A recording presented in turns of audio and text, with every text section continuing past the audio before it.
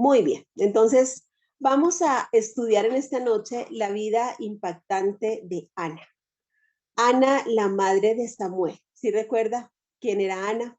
Ana era esa mujer que dice, espérate, ¿qué dice, hijo? Cerré la pantallita. ¿No? Ahí está bien. Ana era esa mujer maravillosa que usted y yo hemos visto en Primera de Samuel. Lo vemos en Primera de Samuel en el capítulo 1 y en el capítulo 2. Sí, le pido que si usted tiene su Biblia allí, vaya siguiendo, aunque no vamos a estar en todo momento siguiendo al pie de la letra, sino que vamos a estar contándole la historia. ¿Sí? Entonces vamos a estudiar la vida de Ana. Ana, la mamá de Samuel. ¿Quién era Ana? Ana era una de las dos esposas de Elcana, era la madre del profeta Samuel. Samuel era aquel hombre, fue aquel hombre que ungió a los dos primeros reyes, a Saúl y a David. Y Samuel fue traído al mundo como respuesta a las oraciones de Ana. ¿Sí? Ella oró por este varón, lo consagró aún desde antes de haber sido concebido y como bendición fue aquel profeta, aquel gran hombre que usted y yo hemos visto en la Biblia con gran testimonio. Elcana, aunque era un levita, era un sacerdote, practicaba la poligamia. La poligamia no es una práctica como nos han hecho ver que al principio se valía tener varias mujeres para poblar la tierra. No, no es cierto.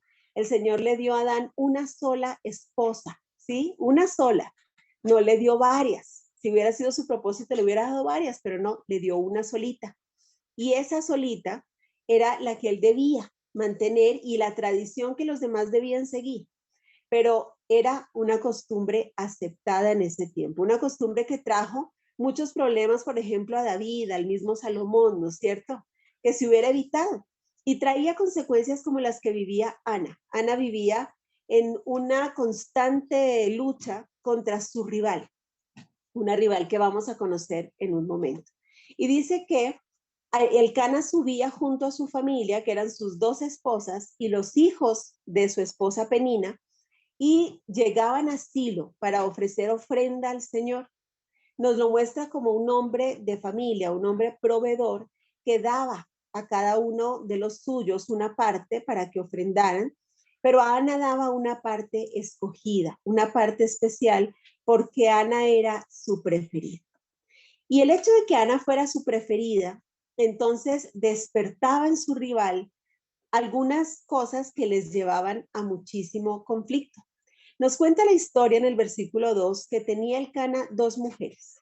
El nombre de una era Ana y el de la otra Penina. Y Penina tenía hijos, mas Ana no los tenía. Y su rival la irritaba enojándola y entristeciéndola porque Jehová no le había concedido tener hijos. Penina significa perla y Ana significa madre, pero esta madre no tenía hijos. Y en esa época, además de lo doloroso que podía resultarle no tener unos hijos tan anhelados, era una vergüenza, era una deshonra, justamente porque la esterilidad no es el plan de Dios, pero además porque para los varones era la oportunidad de prolongar a su familia y a través de Ana, Elcana no podía hacerlo. Sin embargo, él le decía a Ana que no era problema, le decía, no te soy yo más que 10 hijos. Es decir, no compartía con ella ese dolor. Y como vemos aquí, dice que Penina permanentemente le irritaba y le enojaba y la entristecía. Pero no vemos tampoco ni que Elcana la haya defendido, ni que ella se haya defendido tampoco. ¿Sí? No vemos eso allí.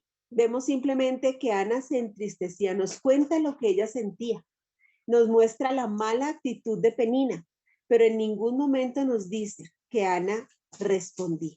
Esto es tener carácter, ¿verdad? Usted y yo hemos venido estudiando acerca del carácter, del temperamento, y hemos hablado de que tener un carácter fuerte no es gritar, no es explotar, sino más bien controlar nuestro carácter, sobre todo cuando nos provocan, cuando las circunstancias podrían darnos la razón de tener una mala actitud. Pero vemos que Ana no lo hacía. Ana, como le digo yo, era la preferida del Cana, ¿no es cierto? Él la prefería. Y si nosotros comparamos a estas dos mujeres, vemos el reflejo de una mujer que ama y teme a Dios y de otra que vive en su fuerza. ¿Y cuál es el resultado de estas dos actitudes? Yo le pido a Dios que usted se ubique en las características de Ana, que sea usted esa mujer que está llevando sus luchas profundas en manos del Señor. Aquí vemos una mujer con un carácter controlado, no porque no tuviera problemas. Vemos una mujer que realmente, a pesar de las circunstancias, mostraba un carácter controlado por el Señor. Comparemos a estas dos mujeres. Si usted lo ve allí en el versículo 2, nos dice que Penina tenía hijos, pero Ana tenía el amor de su esposo. Ese era como el motivo de alegría de cada una. Pero las dos tenían un motivo de amargura. Para Ana era la esterilidad y para Penina era su soledad en compañía, al ver que su esposo prefería a su rival. Ese es uno de los grandes problemas de las mujeres. Tenemos una capacidad infinita de estar solas en compañía, ¿sí?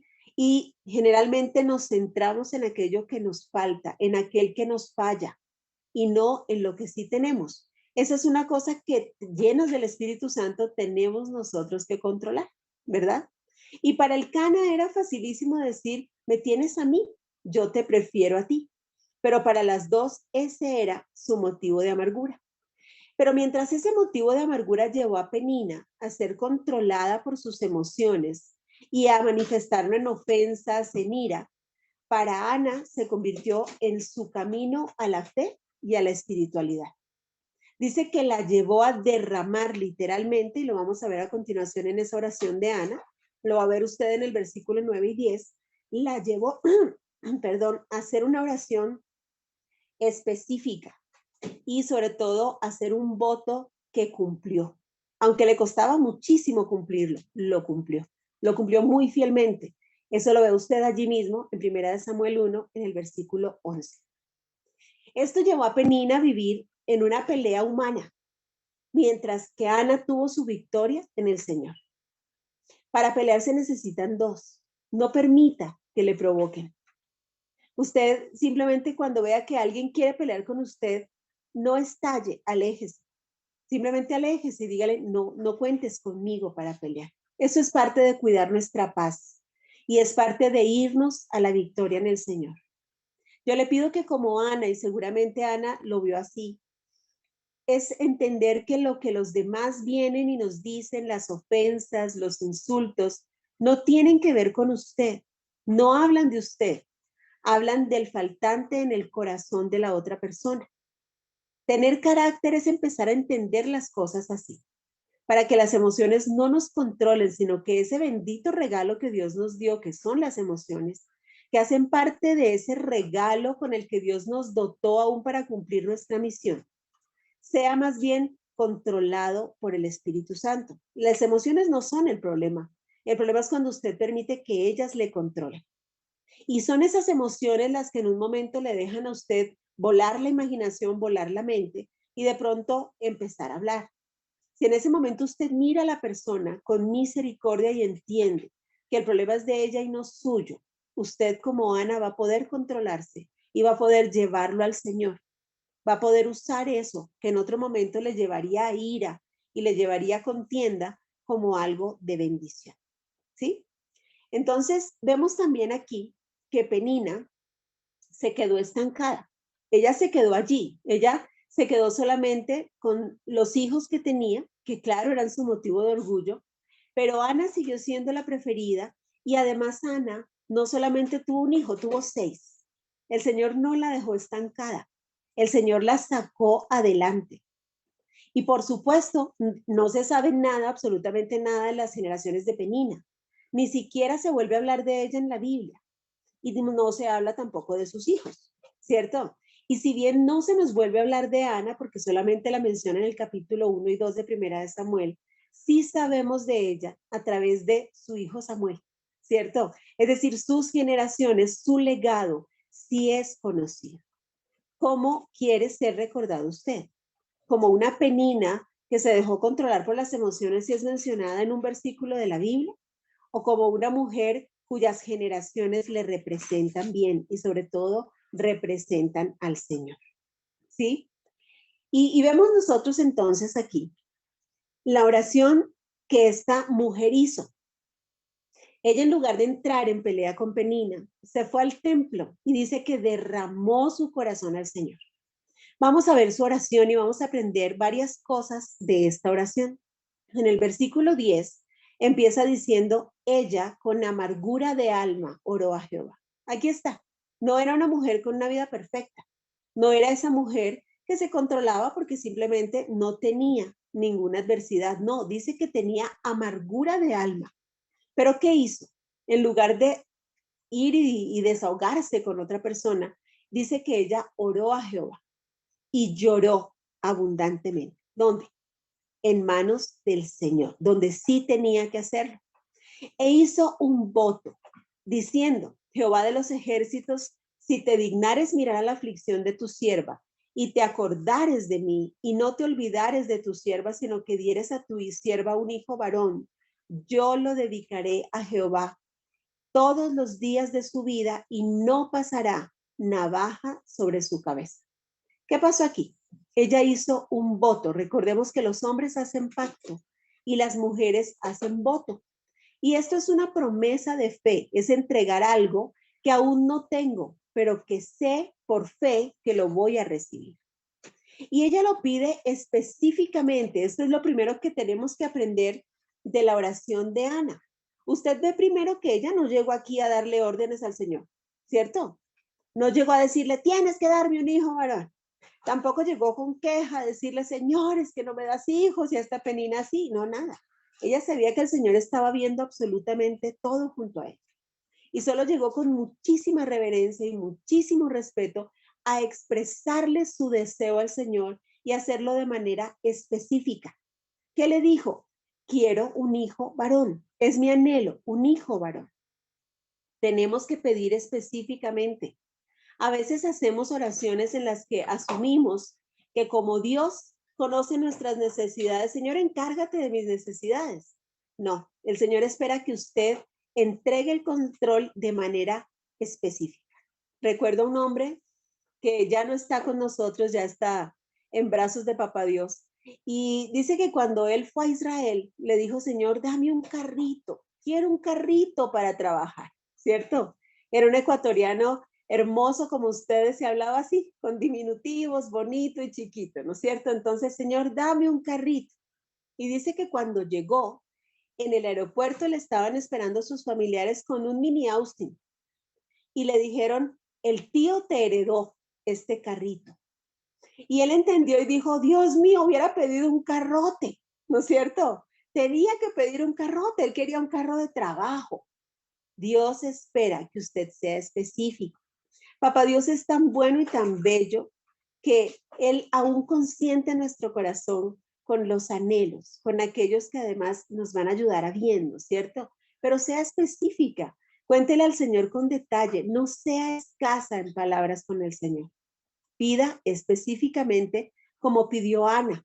Pero además de todo, ella no pidió para su deleite. Mire que ella pidió para la gloria de Dios. Y si bien era su anhelo profundo tener ese hijo, desde antes de tenerlo se lo dedicó al Señor. Hizo sobre él un voto de nazareo. ¿Se acuerda que los nazareos, no nazareno, los nazarenos son de Nazaret, ¿no es cierto?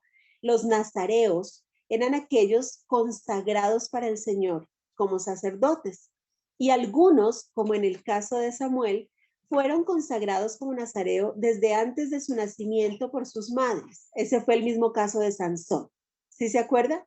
Pero otros hombres lo tomaban voluntariamente, como el caso de Juan el Bautista, como el caso de Pablo, que fue nazareo por un tiempo, y ellos simplemente hacían un voto, se consagraban al Señor y no podían pasar navaja sobre su cabeza, no podían tener ningún contacto con ningún fruto de la uva, ni siquiera con el vinagre. No podían acercarse a nada muerto y tenían que seguir ciertas reglas que les mantenían en pureza para cumplir su ministerio delante del Señor. Ella lo consagró para la gloria de Dios, es decir, pidió para el Señor. ¿Sí se da cuenta? Pida para la gloria de Dios. Que aún nuestra oración se convierta en una oración evangelística, donde yo simplemente intercedo por los demás. Y créame, eso es meterse en las cámaras del Señor, buscar su reino y su justicia. Y créame que Él le añade todo lo demás. Él se encarga de usted. Cuando usted se encarga de lo suyo, cuando usted vive para su gloria, cuando usted pide para su gloria, la gloria de Él y no la suya. Y su oración, además de ser específica y de corazón, era larga. Ella no fue escasa en palabras. Era seguramente muy insistente, ¿no es cierto? Ella cada año iba junto a su esposo y seguramente pedía lo mismo. ¿Y qué fue diferente este año? Aquí en el versículo 12 nos dice, mientras ella oraba largamente delante de Jehová, Elí, que era el sacerdote que crió a Samuel en el templo, estaba observando la boca de ella y su voz no se oía y Elí la tuvo por ebria. Mire lo fácil que es juzgar. Dios nos guarde de hacer esto, ¿no es cierto? Qué fácil juzgar y decirle, estás borracha, ¿no es cierto? Y le dijo, ¿hasta cuándo vas a digerir tu vino? ¿Qué hubiera contestado usted allí? Y esta es otra muestra de carácter. Una persona no controlada por el Espíritu Santo hubiera dicho, pero por Dios, yo vengo aquí afligida y encima usted me juzga y seguramente hubiera sido irreverente con el sacerdote. Ana no. Ana le respondió diciendo, no, Señor mío, yo soy una mujer atribulada de espíritu. No he bebido vino ni sidra, sino que he derramado mi alma delante de Jehová. Y ante esa actitud buena de ella, mire lo que Elí le respondió. Ni siquiera le preguntó cuál es tu petición, qué es lo que estás pidiendo, qué es lo que te pasa, por qué derramaste tu alma. No, no, no. Solamente le dio su bendición y le dijo, ve en paz. Y el Dios de Israel te otorgue la petición que le has hecho. Y ella le dijo, halle tu sierva gracia delante de tus ojos. Y se fue la mujer por su camino y comió y no estuvo más triste. En otras versiones dice, y nunca más se afligió, nunca más.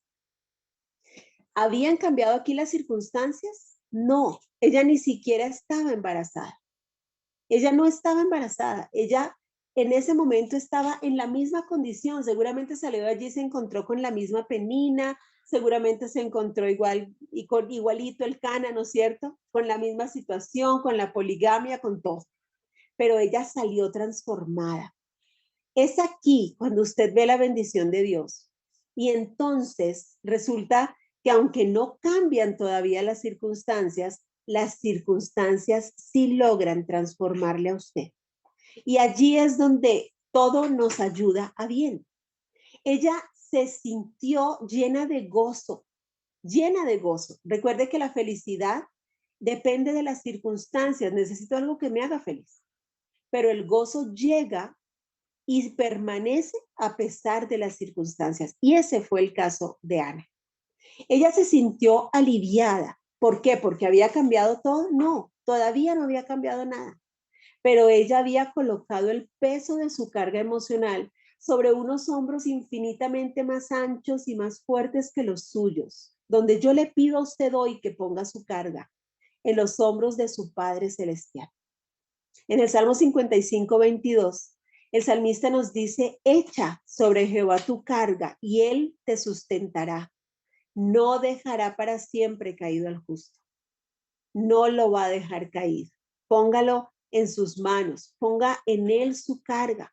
Reconozca en este momento que no es en su fuerza, que no es en su método ni en su tiempo, es en manos de Papá Dios donde va a venir su gozo y donde usted va a hallar su paz, porque el gozo trae consigo la paz. Nuestra tristeza en sus manos se transforma en la paz de Dios que supera todo entendimiento, como nos dice Filipenses 4 del 6 al 7. Supera todo, no podemos entender por qué tenemos esta paz tan grande y este bienestar, aunque las circunstancias sigan igual. Es simplemente porque no está usted diseñada para cargar cosas encima, sino para depender de su papá y dejarlas en sus manos. Las circunstancias no cambiaron en ese momento, pero sí la actitud de Ana. Y ese es el fruto de entregar todo al Señor, de esperar en Él. Y es entonces cuando las circunstancias me cambian a mí. Es entonces cuando aquello que seguramente no es el plan de Dios, porque nunca Dios va a querer que usted sufra, le ayuda a bien. Deje entonces hoy que las circunstancias cumplan su propósito y le transformen a usted. ¿Está usted dispuesta? ¿Sí? Es allí donde empezamos a ver nosotros la gloria maravillosa del Señor. Y nos dice que cuando la amargura de ella fue cambiada, fue cuando empezó a ver su milagro. Allí empezó su milagro. El milagro de Ana, el primer milagro, fue su vida, su corazón en paz. Ese es el primer milagro que tiene que ocurrir en su vida también. Su vida transformada, la lección aprendida, su carácter controlado. Y dice que cuando esa amargura se cambió, ella recibió su milagro y empezó a dar fruto.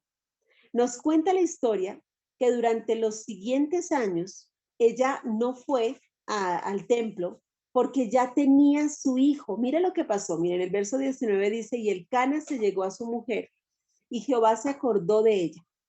Aconteció que al cumplirse el tiempo después de haber concebido, Ana dio a luz un hijo y le puso por nombre Samuel diciendo, por cuanto lo pedí a Jehová. Eso significa Samuel, ¿cierto? Por cuanto lo pedí a Jehová. Y ella cumplió su voto, pero resulta que debía llevar al niño una vez que el niño era destetado. Es decir, que a los 2 o 3 años, cuando el niño ya estaba criado, entonces ella podía llevarlo al templo y dejarlo allá. Ese era su voto. Imagínese pedir tanto a este hijo y de pronto tener que ir a dejarlo allí y conformarse con verlo una sola vez al año, cuando ella iba y le llevaba una túnica que ella misma hacía con sus manos. ¿Sí? Ella fue y lo dejó allá. Y entonces, mientras lo destetó, no fue al templo, sino que subía el Cana con Penina, con sus hijos, y ella permanecía en casa. El Cana mismo apoyó su voto. En esa época era incluso permitido a los hombres ir y anular el voto que la mujer había hecho, pero el Cana la respaldó y simplemente él iba con el resto de su familia, ¿no es cierto? Pero dice además que cuando ya se cumplió ese tiempo, cuando ya ella fue a cumplir el voto, ella no solamente lo cumplió, ella no solamente cumplió su promesa, sino que además llevó más de lo que ella había ofrecido. Nos dice que llegó con ofrendas, llevó más de lo que ofreció. En 1 Samuel 1:24 dice, después que lo hubo destetado, lo llevó consigo con 3 becerros, un efa de harina y una vasija de vino, y lo trajo a la casa de Jehová en Silo. Y el niño era pequeño. Y ella dijo, oh Señor mío, vive tu alma. Le estaba hablando a Elí, ¿no es cierto? Al sacerdote. Le decía, vive tu alma, Señor mío. Yo soy aquella mujer que estuvo aquí junto a ti orando a Jehová. Por este niño oraba y Jehová me dio lo que le pedí. Yo pues lo dedico también a Jehová todos los días que viva, será de Jehová, y adoró allí a Jehová. Yo le invito a que usted allí en su casa lea la historia de esta mujer y se deleite viendo cómo ella lo dedica en el templo. Vea usted en el capítulo 2, la oración de Ana es algo precioso. Ella adoró a Jehová entregando la vida de su hijo, algo que seguramente no le fue fácil, pero lo cumplió. ¿Qué aprendemos en esta oración de Ana, en este ejemplo de Ana? Primero, orar específicamente con todo nuestro corazón y derramar nuestra alma delante de Dios. Cuando usted derrama el alma, usted se rinde, usted cede el control absoluto, usted simplemente deja todo allí en manos del Señor. Segundo, aprendemos a cumplir nuestros votos sin echarnos atrás. La Biblia dice que si no vamos a cumplir lo que ofrecemos, mejor no prometamos nada, ¿cierto? Cumpla los votos que usted ha hecho delante del Señor. Cuando usted le dice, Señor, perdóname, sí, ya voy a cambiar esto. hágalo. Para el Señor eso es un voto. Cumpla delante de Dios lo que usted ha ofrecido. Y tercero, debemos criar a nuestros hijos para Dios. Debemos criarlos para el Señor. Nos dice que cuando usted y yo edificamos a nuestros hijos, estamos edificando a nuestros nietos, porque les estamos llevando a encontrarse con la paternidad verdadera de Dios y a que sigan ese legado y lo enseñen también a sus hijos. Tristemente, en la vida de Elí, del sacerdote que crió a Samuel, no fue así. Él tuvo dos hijos que la Biblia llama malos.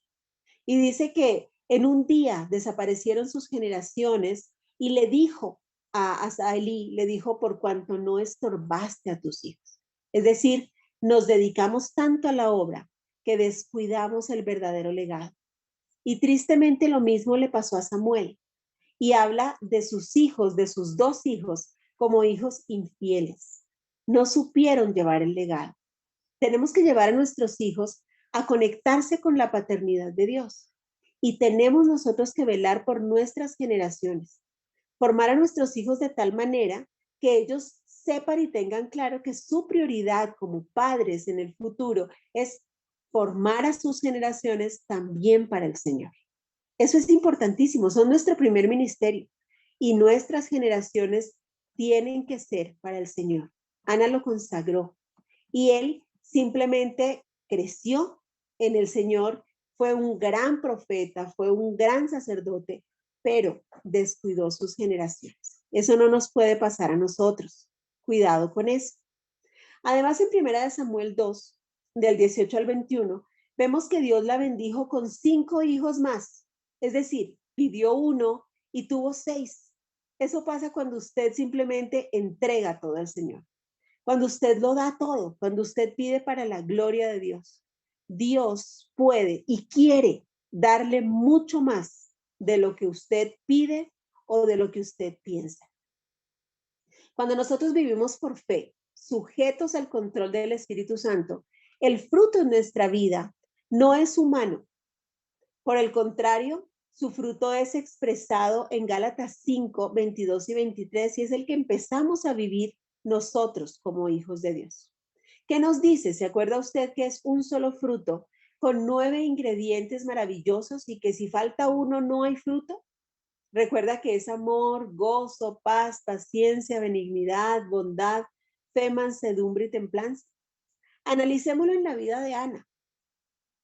Vemos en ella el amor, ¿no es cierto? El amor por Dios, a quien estuvo dispuesto a entregar a su propio hijo, a su esposo, a quien lo acompañó y lo honró y alegró su corazón, aún a pesar de las circunstancias, a pesar de la poligamia y las consecuencias que esto trajo sobre su vida. Por supuesto, hacia su hijo, a quien lo llevó a los brazos del Señor y a quien nunca abandonó. La mejor forma de amar a un hijo es ponerlo en brazos del Señor, es llevarlo a encontrarse con el Señor. Su hijo necesita una herencia espiritual. La material se queda aquí.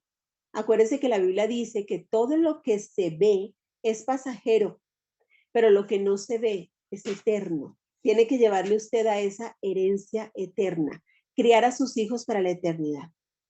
Vemos en ella el gozo, ese gozo que vino a su vida, no por tener ya la respuesta a su oración, sino fruto de haber derramado su corazón delante del Señor y de cambiar su amargura por fe. Vemos en ella la paz en medio de la tormenta. Ella todavía tenía Penina seguramente atormentándole como siempre, ¿cierto? Todavía no tenía hijos, pero nunca más volvió a estar triste, nos dice la Biblia. Y es que el fruto del Espíritu Santo permanece para siempre. Llega, no es algo que se sujeta a una circunstancia, sino que cuando usted es lleno del Espíritu Santo, no importa lo que llegue a su vida, usted permanece en paz, en esa burbuja preciosa de protección que Dios pone sobre usted y sobre los suyos.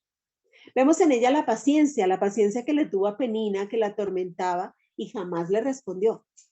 Con su esposo que no la entendía, no entendía por qué ella estaba tan triste, ¿cierto? Con Elí, el sacerdote, que la juzgó duramente, y también la paciencia que tuvo para esperar a su milagro. ¿Cuántos años tendría que esperar? No nos lo dice allí, pero seguramente fueron muchos, dice, año tras año. Con esas mismas personas a quienes nunca les respondió con dureza, sino que al contrario las trató con respeto y con consideración, mostró su bondad, mostró su benignidad y por supuesto su mansedumbre. Ya nos vamos a detener en cada parte de este fruto, ¿no es cierto? Vamos a verlo despacito, pero lo vemos en ella, totalmente expresado. Vemos en ella la fe, esa fe que produce milagros, esa fe que, como nos dice en Hebreos 11:2, dice que lo que se ve fue hecho de lo que no se veía. ¿Se ha leído usted ese versículo? Lo que se ve fue hecho de lo que no se veía. Y lo que usted hoy no ve en manos de Dios es un milagro maravilloso que se está gestando, pero se necesita fe. Cuando usted lo cree, cuando usted se sujeta al Señor, a su buena voluntad, entonces vienen los milagros sobre su vida. Y eso pasó con ella. Su hijo es un hijo que nació por fe y le llevó además a ver a su milagro multiplicado, sus expectativas superadas, porque ella pidió y entregó un hijo. Y Dios le dio a Samuel y a 5 más, 3 hijos y 2 hijas más. Es decir, que en total tuvo 4 varones y 2 niñas. ¿Se imagina qué lindo cómo el Señor supera cuando usted da? Él multiplica. Todo lo que usted pone en manos del Señor es multiplicar. Y finalmente vemos la templanza. Una vez más, al controlar su ira, al mantenerse en su fe y no abandonar su anhelo de ser madre, ¿cierto? Y por supuesto, la necesaria para poder cumplir su voto, que era un voto muy difícil de cumplir, y poder entregar a su milagro en el templo, poder cumplir lo que le había ofrecido al Señor. Yo le pido que hoy nos acerquemos a Él en oración, que entreguemos toda circunstancia de nuestra vida, que le entreguemos el control absoluto al Espíritu Santo para que Él nos dé su gracia abundante, para que vivamos para su gloria para siempre. ¿Sí? Para su gloria, solo para Él. Muy